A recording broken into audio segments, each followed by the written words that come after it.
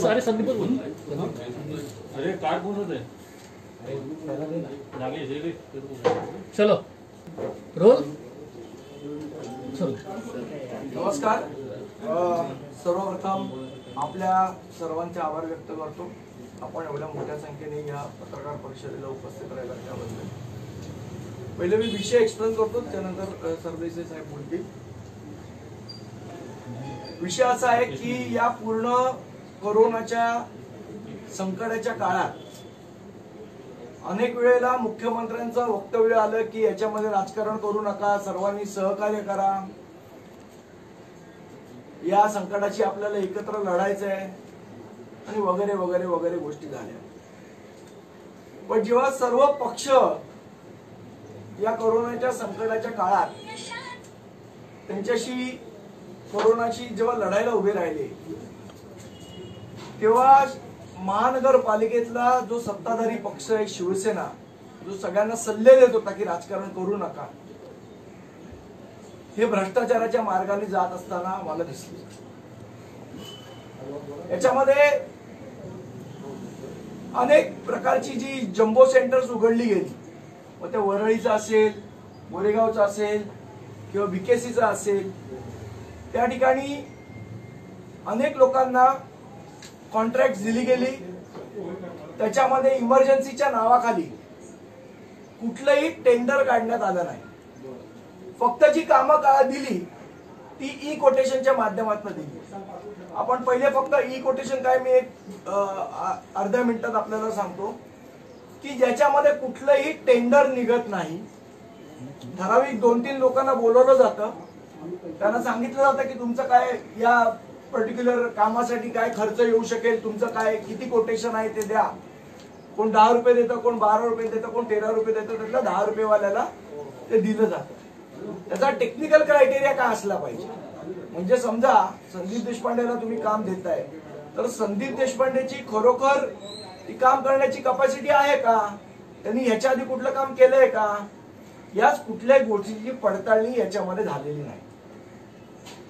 जेव्हा अनेक तक्रारी या जम्बो सेंटर मधून आम्हाला आल्या की बाबा अशा अमुक अमुक लोकांना कामं दिली गेली आहेत आणि ती कामं व्यवस्थितपणे होत नाहीये, लोकांना ज्या सुविधा मिळायला पाहिजे त्या मिळत नाहीयेत, त्यावेळेला आम्ही जेव्हा आमच्या महाराष्ट्र सैनिक वरळीतले तपास करायला लागले की बाबा हे कोण लोक आहेत ज्यांना ही कामं दिली गेलेली आहेत, तेव्हा आमच्या समोर या 2 परचेस ऑर्डर आल्या. या ज्या परचेस ऑर्डर आहे ती एक 12 लाखाची परचेस ऑर्डर आहे आणि एक साधारण 3.5 लाखाची परचेस ऑर्डर आहे. ही कसली परचेस ऑर्डर आहे ती मी पहिले आपल्याला सांगतो. ही परचेस ऑर्डर आहे hiring classes 3 and classes 4 laborers for NACI Dome COVID Jumbo Facility for Portable ICU Unit. म्हणजे ICU मध्ये जे क्लास 3 किंवा क्लास 4 चे जे कर्मचारी आहेत त्यांच्यासाठीची म्हणून ही परचेस ऑर्डर होती. त्याचा टाइम पिरियड होता 22/6/2020 ते 30/6/2020. त्याचं सँक्शन जे झालेलं आहे ते 23/6/2020 ला सँक्शन झालेलं, ती ही परचेस ऑर्डर आहे. दुसरी परचेस ऑर्डर होती ती साधारण 12 लाखाची आहे. Supply of labours for NACI dome covid jumbo facility. त्याचा सँक्शन डेट आहे 27/6/2020. त्याचा पिरियड आहे 14/6/2020 ते 30/6/2020, 15 दिवसाची. ही 12 लाखाची परचेस ऑर्डर आहे. आता या 2 परचेस जे ऑर्डर आहेत याच्यासारख्या अनेक जम्बो फॅसिलिटीमध्ये याच कंपनीला कामं दिली गेलेली आहे. या कंपनीचं नाव आहे किश कॉर्पोरेट सर्व्हिसेस इंडिया. त्याचा पत्ता आपल्याला वाचून दाखवतो, कदाचित बऱ्याच लोकांना हा पत्ता ओळखीचा पण वाटू शकेल. त्याचा पत्ता आहे office number 4, building number 1, ground floor, Gomata Janata colony cooperative housing society, opposite Nerolac paint, Lower Parel, Mumbai. आता या कंपनीचं नाव आहे किश कॉर्पोरेट सर्व्हिसेस इंडिया. ही त्यांनी जे पत्र दिलेलं महानगरपालिकेला ते आहे. हा त्यांच्या लेबर्सचा चार्ट आहे, कुठले कुठले त्यांनी सप्लाय केले ते सगळे. हा एक आहे. जेव्हा ही कंपनी कुठली आहे बाबा, याला कुठल्या बेसिसवर काम दिलं, याचा जेव्हा आम्ही तपास करायला गेलो तेव्हा आपल्याला साईटवर या कंपनीचं सगळे प्रोफाईल मिळालेले आहे. त्याचं नाव आहे Kish corporate services India private limited.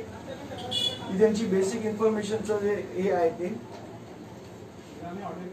आणि याच्यामध्ये जेव्हा आम्ही बघितलं याचे या कंपनीचे डिरेक्टर्स कोण कोण आहेत, कोणाची कंपनी आहे ही, की ज्याला एवढं कुठला अनुभव नसताना, कुठल्या काही गोष्टी नसताना यांना एवढी कामं दिली जातात. म्हणजे नुसते वरळीला नाही, बाकीही ठिकाणी कामं दिली गेलेली आहेत.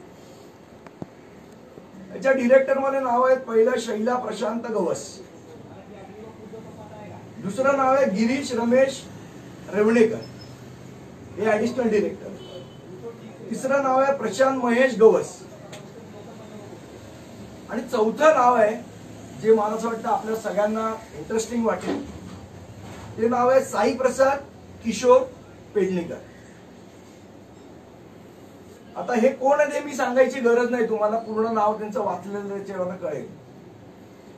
आमचं असं म्हणणं आहे की या कोरोनाच्या काळामध्ये जो पैसा महानगरपालिकेने उपलब्ध करून दिला या सगळ्या कोरोना सेंटरला, हा पैसा आणि ही कामं ही आपापसात शिवसेनेने वाटून घेतली. त्यामधलाच हा एक भाग आहे की महापौरांनी स्वतःच्या कार्यालयाचा दुरुपयोग करून त्यांच्या मुलाला हे काम दिलं गेलेलं आहे. याच्यामध्ये कॉन्फ्लिक्ट ऑफ इंटरेस्ट ज्याला आपण म्हणतो, पदाचा गैरवापर आपण ज्याला म्हणतो, तो पदाचा गैरवापर करून स्वतःच्या मुलाला हे कामं दिलेली आहेत.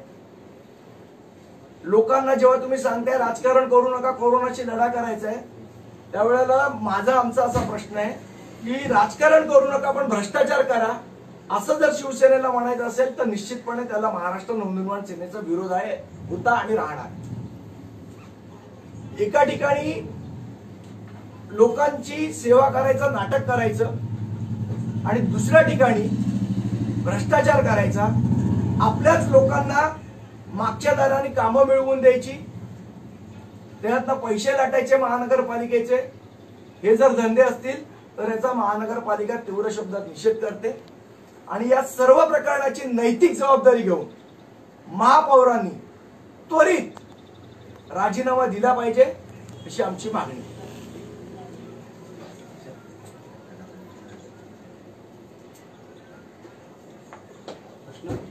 संदीपजी, याच्या व्यतिरिक्त देखील काही कामं त्यांना दिली गेली तर हे एक असेल, कारण मुंबईभरील सगळे काम आहे, सबर असेल, उपनगर असेल, काय काय या कंपनीने अजून कामं देण्यात आली, काय माहिती आहे? जी आमची माहिती आहे ती आतापर्यंत 2 परचेस ऑर्डर आलेल्या आहेत. याच्या व्यतिरिक्त जी आमची माहिती आहे पण आता कागद नाहीये की जे गोरेगावचं जो जम्बो सेंटर फॅसिलिटी आहे तिथे सुद्धा या कंपनीला कामं दिली गेलेली आहेत. प्लस जे छोट्या छोट्या एनजीओची कामं असतात जी 5 लाखाच्या आतली असतात ती बरीचशी कामं महापौरांनी स्वतःचं ऑफिस वापरून केलेली आहेत. मला असं वाटतं की अमाऊंट किती आहे याच्यापेक्षा ज्या पद्धतीने हे काम दिलं गेलेलं आहे हे जास्ती खेदजनक आहे, हे लोकांना फसवणारं आहे आणि कोविडच्या नावावर झालेला हा भ्रष्टाचार महाराष्ट्रातली जनता, मुंबईतली जनता निश्चितपणे खपवून घेणार नाही आणि याला वाचा फोडण्यासाठी म्हणून आज ही पत्रकार परिषद आम्ही घेतली. संदीपजी, आकडे आता खरं तर याआधी देखील आरोप झाले, घोटाळे झालेत म्हणून भाजपने देखील एक आरोप केला, विरोधी पक्षनेते असतील किंवा इतर सगळे, पण कागदोपत्री तुम्ही पहिल्यांदा हे सगळं समोर आणताय. राजीनाम्याची मागणी तुम्ही करतात, मात्र या संदर्भात काही गुन्हे दाखल करणं किंवा जो घोटाळे झाले आर्थिक गुन्हे या संदर्भातली तुमची पुढची भूमिका काय असेल? नाही, निश्चितपणे याच्या संदर्भातला पाठपुरावा आम्ही करू आणि आमची विनंती आहे विरोधी पक्षाला सुद्धा, जो महानगरपालिकेत आहे, काँग्रेस सध्या विरोधी पक्ष नेता आहे, त्यांनी सभागृहामध्ये या गोष्टीचा जबाब विचारला पाहिजे. मला असं वाटतं आणि ज्या पद्धतीने भ्रष्टाचार होतोय हा भ्रष्टाचार लपवण्यासाठी म्हणून सभागृह सुद्धा घेतलं जात नाही. आज 5 महिन्याच्या वर झाले स्टँडिंग कमिटीची बैठक होत नाही, सभागृह होत नाही, कारण कोणी आम्हाला जाबच विचारू नये. ही जी कोरोनाच्या पार्श्वभूमीवर जी सुप्त हुकुमशाही चालू आहे ती हुकुमशाही मला असं वाटतं एक दिवस या आपल्या सगळ्यांना घेऊन बुडणार आहे. म्हणजे लोकांकडनं जबरदस्तीने बिलं वसूल करायची, इलेक्ट्रिसिटीची जास्ती बिलं लावायची, ती वसूल करायची आणि ते अशा प्रकारे लोकांचा जो पैसा आहे तो आपल्या स्वतःसाठी वापरायचा. आज तुम्ही आमच्यासमोर ही भूमिका मांडलेली आहे, याची रितसर पोलिसांमध्ये तुम्ही तक्रार करणार आहात का? पुढचं तुमचं काय आम्ही असेल? याची महानगरपालिकेचे जे ऑडिट जनरल आहेत, MCA म्युन्सिपल ऑडिट लेखापरीक्षक त्यांच्याकडे आम्ही तक्रार करणार आहोत. तसंच लोकायुक्तांकडे आम्ही तक्रार करणार आहोत आणि मुख्यमंत्र्यांकडे पण तक्रार करू. त्याचा उपयोग होईल नाही होईल माहित नाही, पण मुख्यमंत्र्यांकडे पण निश्चितपणे आम्ही तक्रार करू. याला लागूनच मुख्यमंत्र्यांकडे तुम्ही तक्रार करतायत किंवा कायदेशीर प्रक्रिया देखील करतायत. मात्र सध्याचा विरोधी पक्ष भाजप यांनी या देखील अगोदर देखील या संदर्भातले आरोप केलेले आहेत.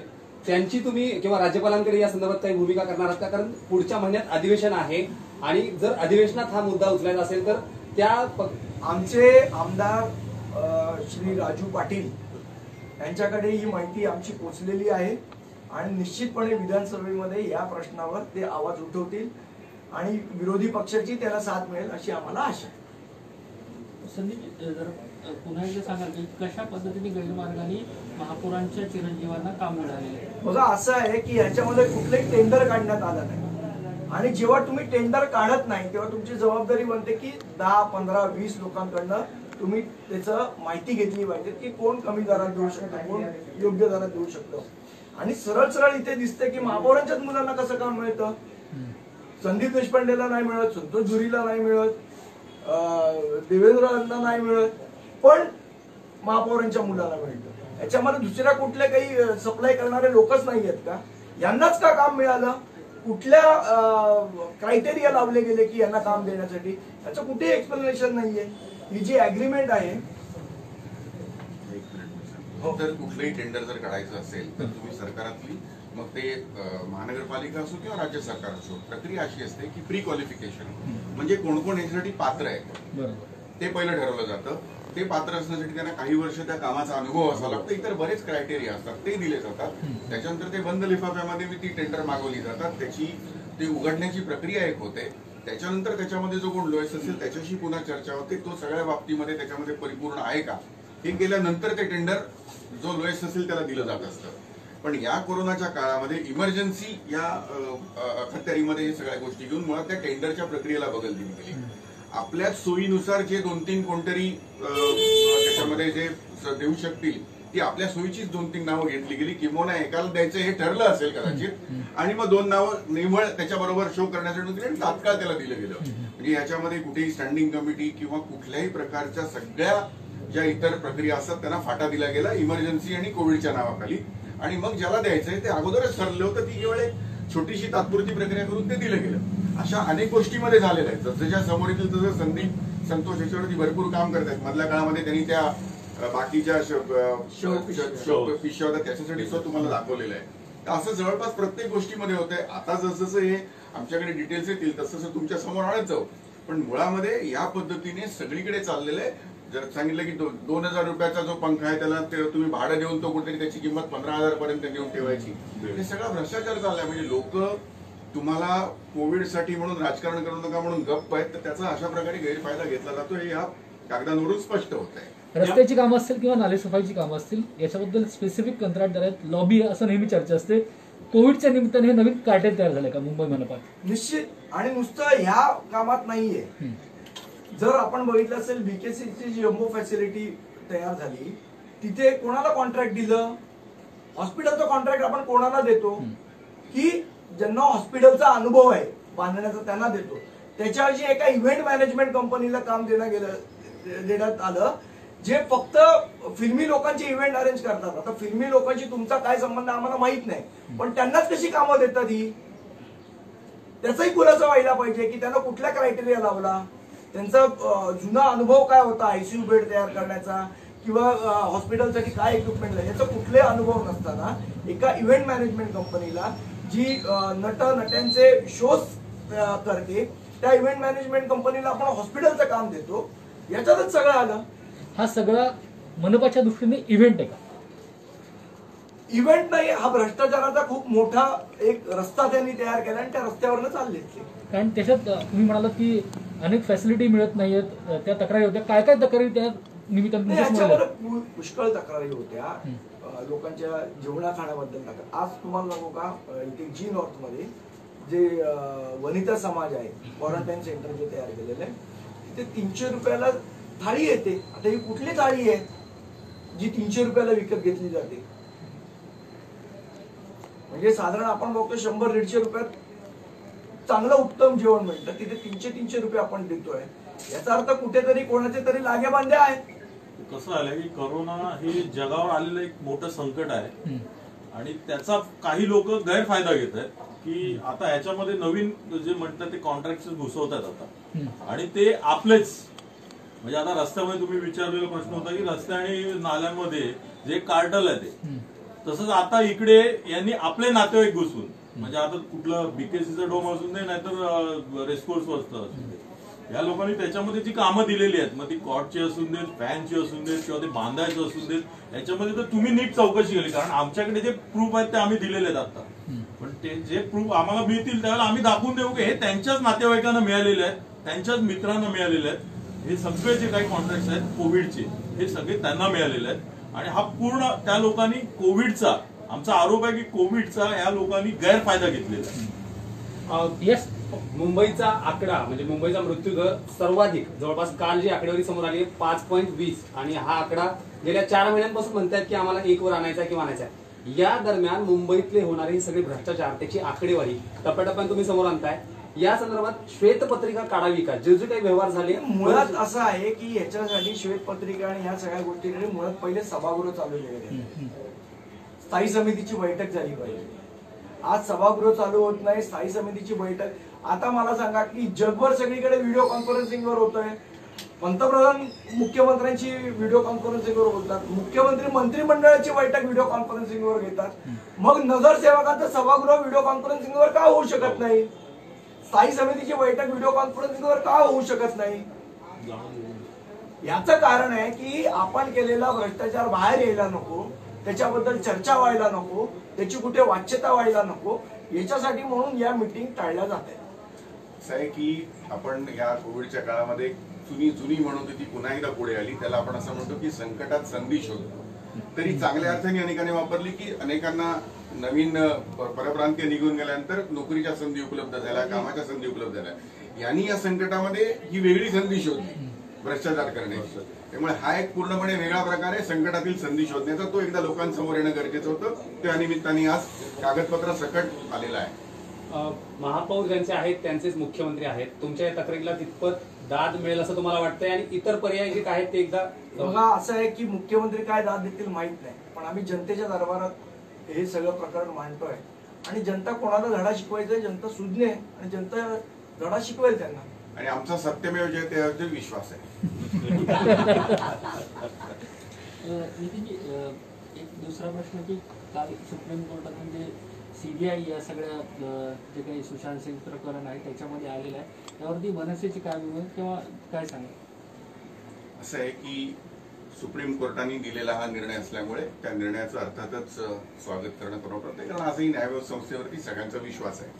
त्यामुळे त्या सगळ्या प्रक्रियेमधून सीबीआयकडे तो तपास केलाय, त्यातून जे सत्य आहे ते योग्य वेळी बाहेर येईलच. परंतु यातलं एकच गोष्ट मला सांगावीशी वाटते की या प्रकरणाबद्दल मी बोलत नाही, पण मुंबई पोलिसांबद्दल सुद्धा यामधून कुठून तरी राजकारण करून त्यांना कमी लेखण्याचा प्रयत्न होऊ नये. या प्रकरणाबद्दल मी बोलत नाहीये, पण मुंबई पोलीस हेतू सक्षम आहेत. त्यांच्या एकंदरीतच मॉरलवरती कुठेतरी परिणाम होऊ नये याची काळजी मात्र आपण सगळ्यांनी त्याच वेळेला घेतली पाहिजे.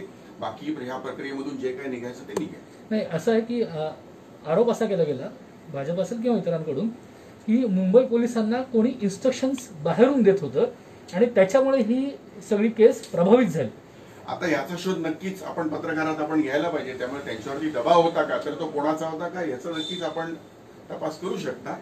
पण त्यांना सरसकट सगळ्यांचंच मोरल ह्या प्रकरणापायी डाऊन होणार नाही याची आपण सगळ्यांनी काळजी थोडीशी घेऊया. पण बाकी ह्याच्यातून जे सत्य आहे ते बाहेर पडेल. मगाशी तुम्ही सांगितलं सत्य म्हणजे ते त्याच्यावरती विश्वास आमचा आहे. आदित्य ठाकरे यांच्या भोवती हे सगळं प्रकरण जे आहे ते हे केलं जात आहे, त्याकडे कसं बघ? आता मी जसं तुम्हाला सांगितलं की तपासाअंती जे काय दिसेल, कारण आम्ही सुद्धा हे सगळं प्रकरण वृत्तपत्र आणि सगळ्या चॅनेल्सच्या माध्यमातूनच बघतोय. त्यामुळे खरं काय खोटं काय हे आता तरी काही कळण्यास मार्ग नाही. या सगळ्या चौकशीनंतर जे काय असेल ते बाहेर येईलच. त्याची आपण सगळीच वाट बघणं गरजेचं आहे.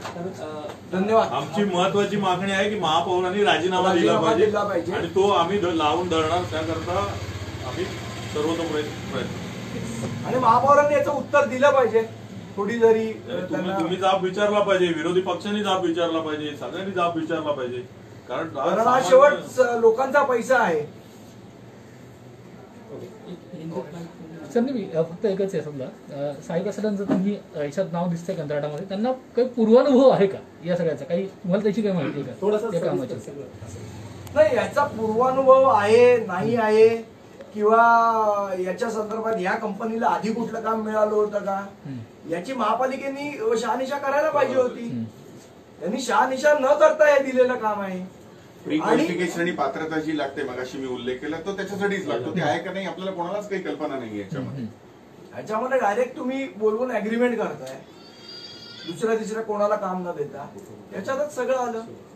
आणि कॉन्फ्लिक्ट ऑफ इंटरेस्ट किंवा पदाचा गैरवापर ज्याला आपण म्हणतो, हा जयेंद्र हा सूर्य, एवढं स्पष्ट आहे ते.